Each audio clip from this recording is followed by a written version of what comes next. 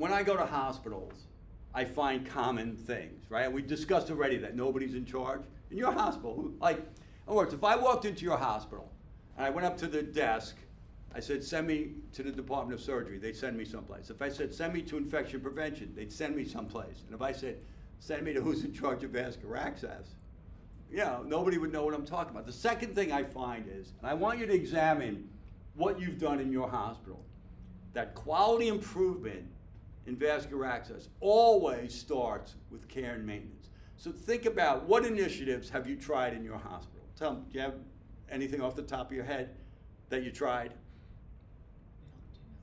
All right, well, go ahead. CHG bathing, care and maintenance. You know, were there any other things that you tried? I'm sure there are a bunch of things that you tried.